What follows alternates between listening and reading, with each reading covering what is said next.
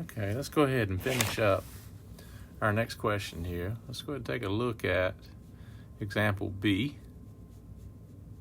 All right. In example B, we're looking at writing the equation of the exponential function, use exact values, and denote decimal approximation. So just continuing off of 21A.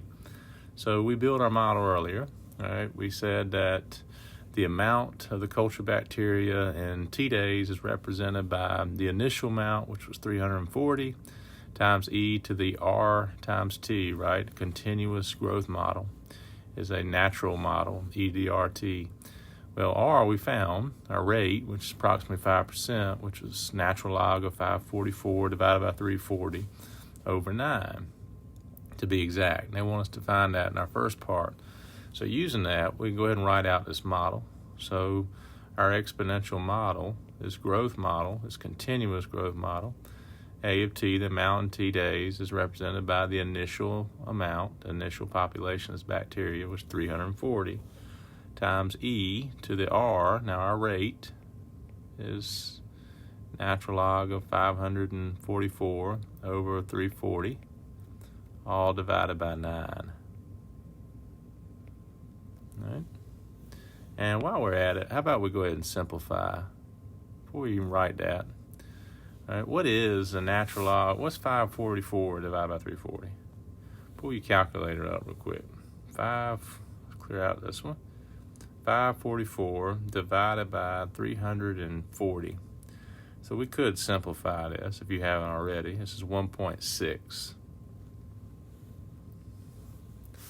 All right, so again, I'm going to make that note here in my previous example, right? Just simplify to 1.6. So we could, as we're writing down our rate, so e to the natural log, right, of 1.6 is our rate times t. All right, so there's our model. It's simplified, look a little better as we go ahead and divide that. And of course, what did I forget? Right, it's not just natural log 1.6. It's natural log 1.6 over 9. All right, now I don't want to write that decimal because that would be rounding. So again, I was able to simplify it a little bit. And now looking at it, so again, we have 1.6 over 9, our rate, right, times t. So now looking at our model, there's our growth model. We'll take that into our next example. So that's our exact model. Now, how many bacteria are there after 19 days? So they're giving me my value of t. So that implies what? A of 19, right? T is equal to 19 here. B equal to the initial amount, 340, times e to our rate, which, we know is around 5%. We're going to write an exact, which is natural log of 1.6, right, divided by 9.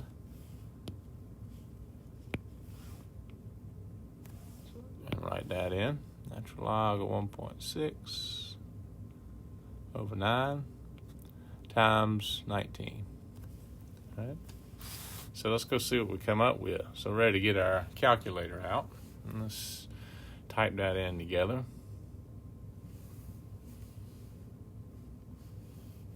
So we'll pull that up here. So let's put it in here. So looking at it, so we got 340, all right, times, now remember, E is your second ln key, your second natural log key. And now let's type in our rate, which was a natural log of 1.6, right, divided by 9, right?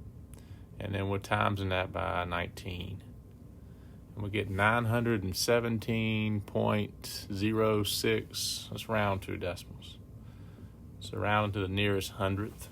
We got 917.06 as far as the number of bacteria.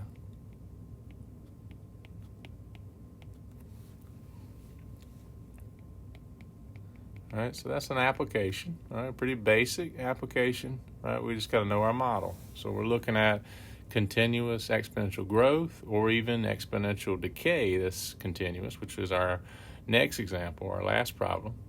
All right, we're looking at that natural exponential model. So A of t equal A sub 0, e to the RT. So growth, of course, your rate's positive. If we're dealing with decay, our rate will be negative, and we'll see that in our next example. So we'll stop there and then do our next example here in a second.